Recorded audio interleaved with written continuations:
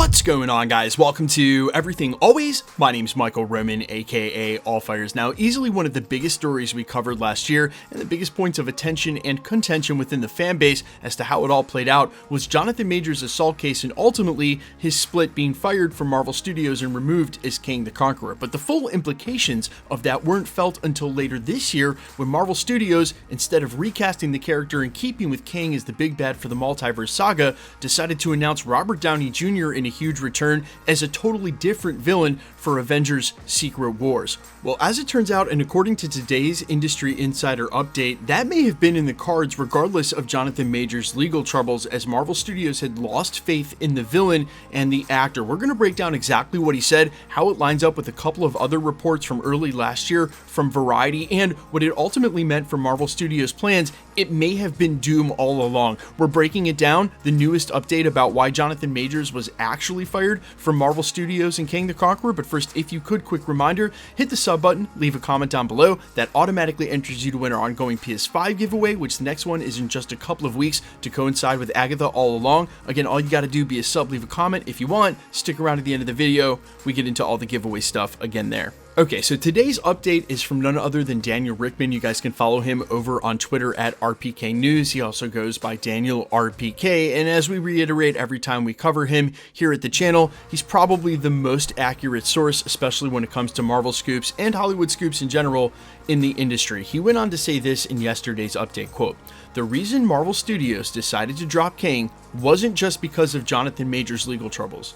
When they were looking to recast the role, they realized there wasn't much hype around the character, so they went with the gimmick of casting RDJ as Doom to get people excited for the Avengers films." Now, reading between the lines just a little bit, he's indicating that there was an intention on Marvel Studios' side to attempt to recast Kang, but in evaluation of that recast realized that that villain wasn't it. And they may have erred in the first place by choosing Kang as the villain of the Multiverse Saga instead of Doom, the way it should have been, knowing that Secret Wars would be the culmination event.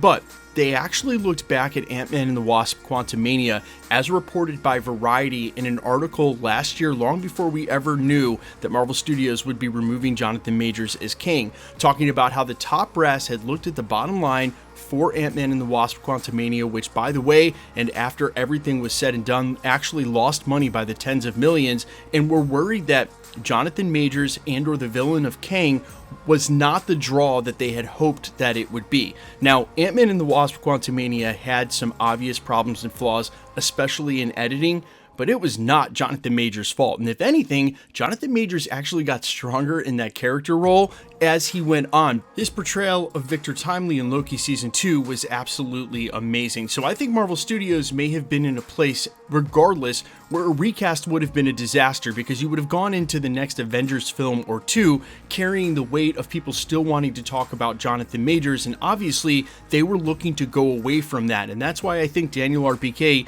uses the word gimmick, because truly one of the things Marvel Studios could have done to make everybody forget that they actually had a completely different villain for the Multiverse Saga was bring back RDJ. That would obviously overshadow everything in the conversation of them switching villains, and so maybe they felt like they had to do that in order to make sure that not only would they have a clean transition where no one would talk about Kang and Jonathan Majors, but that they would have a stronger villain that would appeal to a wider audience and get people interested in the Avengers films in a way they felt like they weren't. But a lot of that has nothing to do with Jonathan Majors, other than it sounding like Marvel Studios was looking for a reason and may have just decided to write the story in this direction anyway and kill off Kang. It's not like they couldn't have done that, and basically the assault case was just an off-ramp, a reason for them to be able to enact this plan that it sounds like they were basically interested in from the beginning. And remember, guys, Matt Shakman, the director on the Fantastic Four, had no problem saying that he had known RDJ was going to be playing Doom,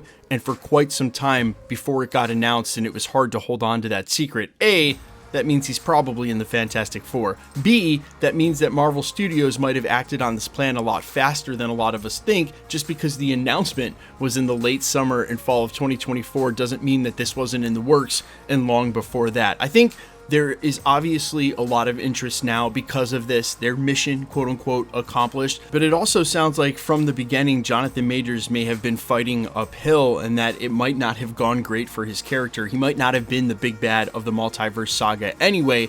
And to blame Ant-Man and the Wasp Quantumania's bottom line on, Jonathan Majors and Kang not being enough of a villain, again, Marvel, you shouldn't have chosen Kang. He's never been the biggest villain in publishing ever. Not for the Avengers, not really for anyone. Fantastic Four, he's a villain, but he's not a villain that was able to translate into the modern era. And I thought it was an odd choice from the beginning to choose him. Honestly, Jonathan Majors could have played Doctor Doom. That also would have been awesome. But you guys let me know all your thoughts down below. And what I will say as far as Jonathan Majors' career is going, I don't know if some of y'all saw this headline, but the Magazine Dreams movie that Disney dropped and didn't release, the one that was said to maybe get him in contention for an Oscar, the one that was said to be really good, has been picked up by another studio and will be released. So I know a lot of you will be happy to hear he is getting a second chance, so to speak, and that his career has not completely ended. It's really tough to make it in Hollywood, even tougher to make a comeback in Hollywood. But speaking of which, the fact that they replaced Jonathan Majors with Robert Downey Jr., someone who did have a chance to make a comeback after it seemed like his career was almost over as well. Well, I just wanted to go ahead and point out that irony. But you guys let me know all your thoughts down below. And if you agree that it was mission accomplished, they definitely have everybody focused on Doom and Robert Downey now. And if you also agree maybe a recast would have been a terrible idea, they should have just brought Jonathan Majors back and stayed the course. Even bring him back as Kang and then have Robert Downey Jr.'s Doom kill him off in the next movie. I don't know. You guys let me know your thoughts down below. As always, quickly, let's get into the giveaway stuff before I let you go. Alright, we're still giving away PlayStation 5s here at the channel, and the next one happens to be at the end of the month to coincide with Agatha All Along's finale. If you want to be entered to win or for any of the other future giveaways here at the channel, all the same rules will always apply. You've got to be a subscriber, so hit the sub button, then leave a comment down below, and because it's truly random, the more videos you comment on, the better chance you have of winning. All winners will be announced at the end of videos in the same way we're doing here, live with my voice in the winning comment when there is one shown on screen.